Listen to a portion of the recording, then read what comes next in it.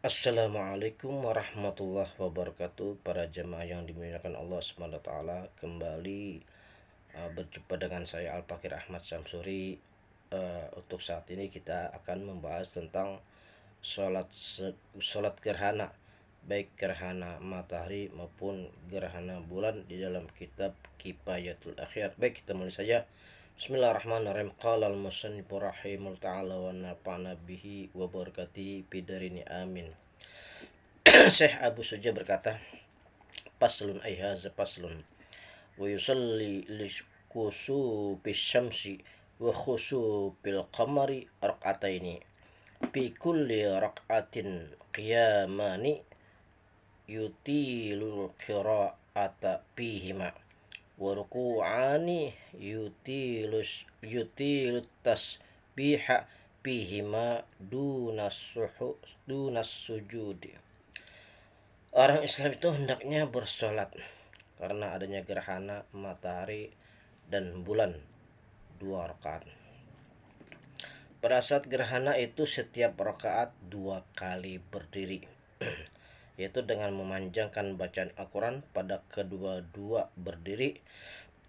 Salat gerhana juga mempunyai 2 kali ruku pada setiap rakaat, serta memanjangkan bacaan tasbih pada kedua ruku itu. Tidak pada sujud maksudnya.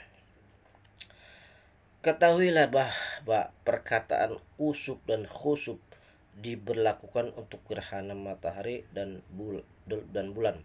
Tetapi yang lebih baik sebagaimana yang disebutkan oleh Al-Jauhari, bahwasanya perkataan kusuf itu untuk gerhana matahari dan khusuf itu untuk gerhana bulan. Salat gerhana matahari dan bulan hukumnya adalah sunnah berdasarkan sabda Nabi Muhammad SAW. Inna syamsa wal qamara la yankasifani limauti ahadin wala lihayatih. Fa idza ra'aitum dzalika fasallu wad'ullaha ta'ala. Sesungguhnya matahari dan bulan itu tidak gerhana karena matinya seseorang, dan tidak pula karena hidupnya seseorang. Maka jika kamu sekalian melihat gerhana, sholatlah dan berdoalah kepada Allah Ta'ala. Ya, ini riwayat Bukhari Muslim. Dalam riwayat Imam Muslim dikatakan, Ad'ullaha wa sallu hatta yankashifa ma bikum. Berdoalah kamu sekalian dan sholatlah hingga tersingkap apa yang kamu lakukan. Sekurang-kurangnya sholat gerhana ialah bertakbiratul ihram dengan niat sholat gerhana, membaca Al-Fatihah, kemudian itu ruku, lalu bangun dari ruku, lalu membaca Fatihah lagi, kemudian ruku lagi, lalu bangun i'tidal serta tumakninah, lalu sujud. Ya kan? Itu cara sholat gerhana baik matahari maupun bulan. Ya, pertama takbiratul ihram, ya kan, niat itu sholat gerhana, ya kan, kemudian mengucapkan suratul Fatihah, ya kan, dan ruku, habis ruku nih baca suratul Fatihah, baca surah, habis itu ruku, habis ruku bangun lagi, baca suratul Fatihah lagi, kemudian baca surah, ruku lagi, bangun, baru sujud. Itu cara sholat gerhana, baik gerhana matahari maupun bulan. Jadi satu rakaat bisa 2 kali ruku. Semuanya itu adalah 1 rakaat. Selanjutnya sholat 1 rakaat lagi sebagaimana yang disebutkan tadi.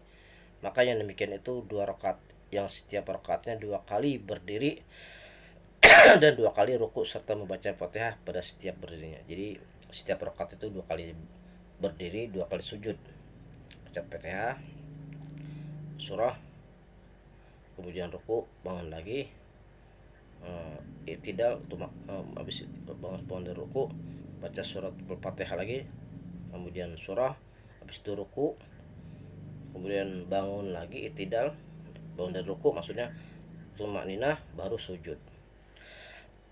Seandainya gerhana itu berterusan artinya belum berlalu, apakah boleh menambah rakaat untuk ketiga kali?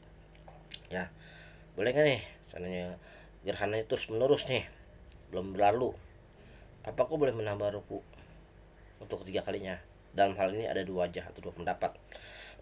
Yang sahih tidak boleh tambahin lagi, ya, rukunya.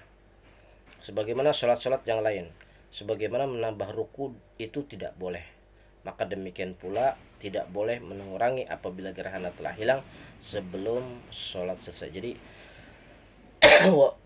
walaupun gerhana itu belum berlalu, masih terus tidak boleh menambahkan ruku. Sama juga ketika kita sholat, sholat yang lain, sholat fardu, kita menambahkan ruku itu tidak boleh.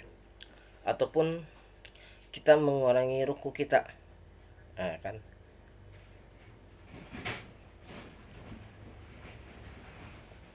ya kan.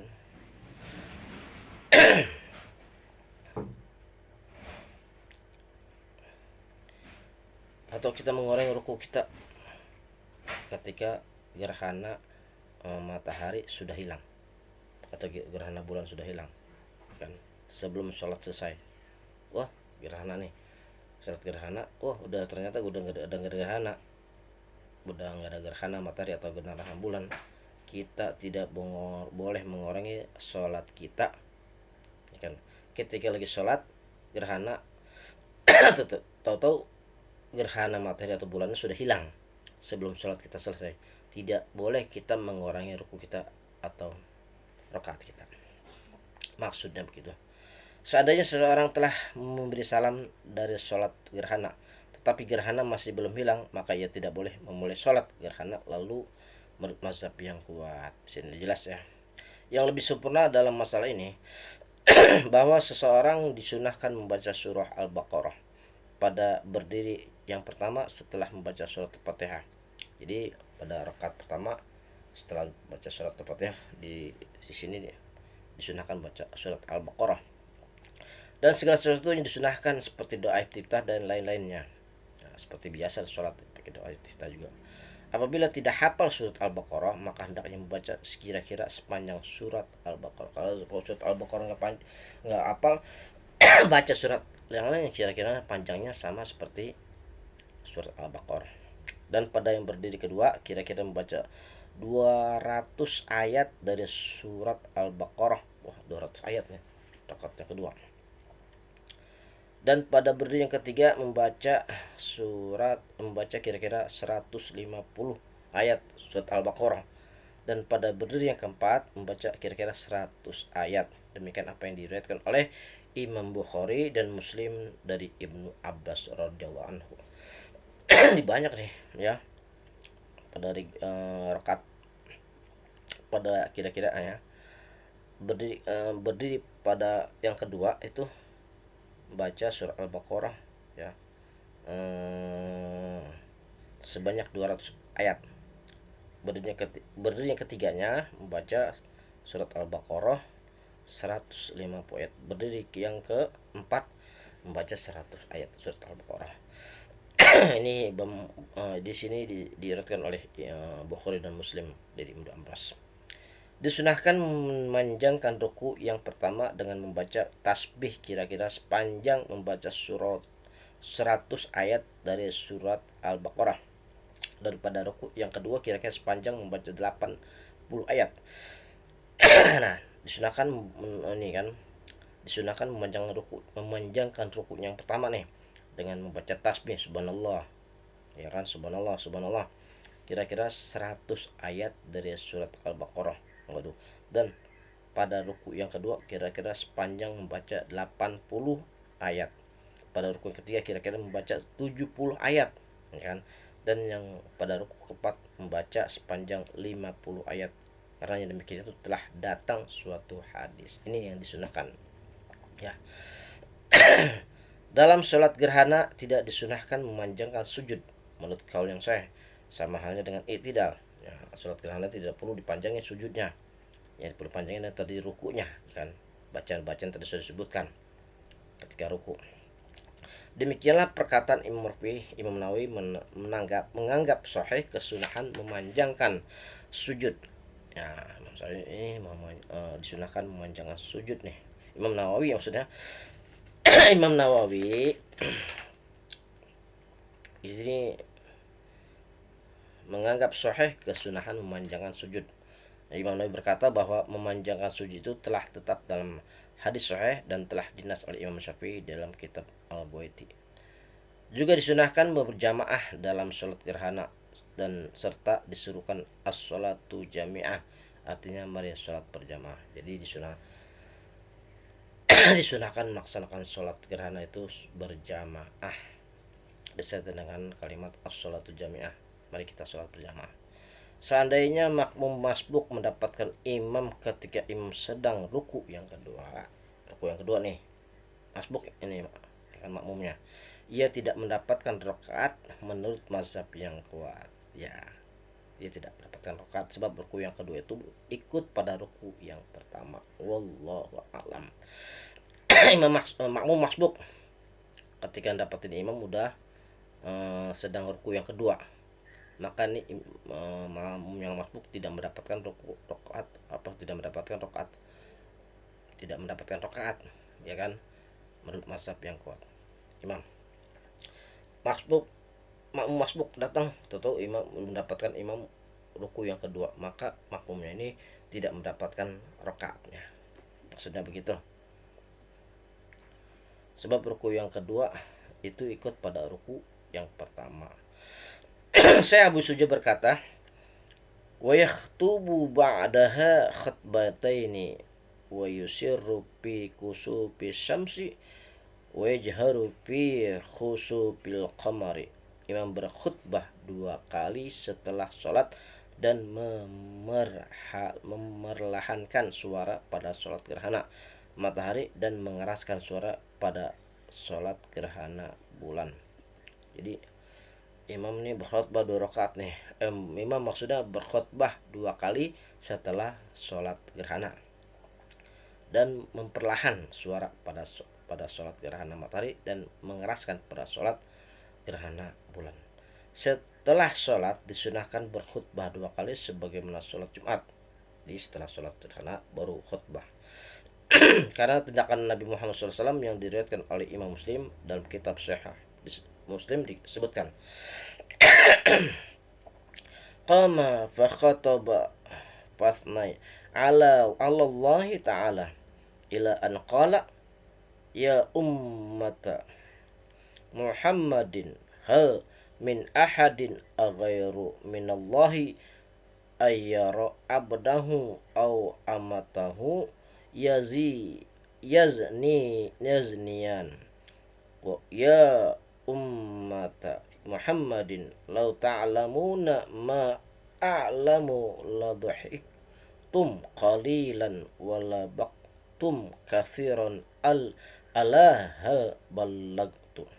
Rasulullah SAW berdiri lalu berkhutbah lalu memuji Allah Ta'ala hingga Rasulullah SAW bersabda, wahai umat Muhammad, apakah ada seseorang yang lebih mengetahui daripada Allah bahwasanya Allah melihat hambanya atau amah atau hamba perempuannya melakukan zina. Hai umat Muhammad, demi Allah, seandainya kamu sekalian mengetahui apa yang aku ketahui, tentu kamu sekalian akan menangis banyak dan tertawa sedikit. Ingatlah bahwasanya aku telah menyampaikan. Kesunahan khutbah ini telah diriwayatkan oleh sekelompok sahabat Rasulullah SAW dalam hadis sahih.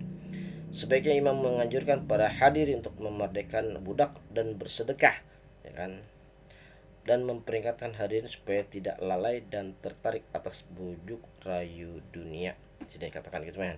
Dalam kitab Sahih Bukhari itu disebutkan annahu alaihi salatu wassalamu amaru bil aitaqati fi kusubil qamar. Bahwasanya Nabi Muhammad SAW memerintahkan supaya memberikan budak pada khutbah gerhana bulan, ya kan. Jadi Nabi Muhammad ini memerintahkan supaya memberikan hamba pada khutbah gerhana bulan. Orang yang menjalankan sholat secara bersendirian tidak disunahkan berkhutbah. Kalau dia sholat gerhana sendirian tidak sunahkan berkhutbah, tetapi sunahkan mengeraskan bacaan pada sholat gerhana bulan, ya dikerasin soalnya, dan merendahkan suara pada sholat gerhana matahari. Jadi sholat kalau sendirian tidak perlu khutbah, jadi bacaannya dikerasin pada saat gerhana bulan dan dipelanin pada sholat gerhana matahari. Yang demikian itu ada hadisnya mengenai mengeraskan bacaan pada sholat gerhana bulan. Terdapat dalam dua kitab Sahih Bukhari dan Sahih Muslim. Sedang tentang merendahkan bacaan pada sholat gerhana matahari terdapat dalam Sunan At-Tirmizi. At-Tirmizi mengatakan bahwa hadis itu adalah hadis hasan, sahih dan disahihkan oleh Ibnu Hibban dan Al-Hakim. Al-Hakim mengatakan bahwa hadis ini sesuai dengan syarat Imam Muslim dan Imam Bukhari. Wallahu a'lam bishawab. Demikianlah bahasan kita tentang sholat gerhana, baik gerhana matahari dan gerhana bulan. Ya, tadi sudah saya jelaskan bagaimana cara melaksanakan sholat gerhana, baik gerhana matahari maupun gerhana bulan. Ya, mudah-mudahan ide manfaatnya khususnya buat al-fakir dan pada jamaah sekalian. Barangkali para asatiz yang mohon kiranya mengoreksi apa yang kalimat-kalimat saya sudah ungkapkan, untuk dikoreksi, ya. Barangkali ada kalimat saya yang kurang berkenan. Akhir kalam, wabillahi taufiq wal hidayah. Wassalamualaikum warahmatullahi wabarakatuh.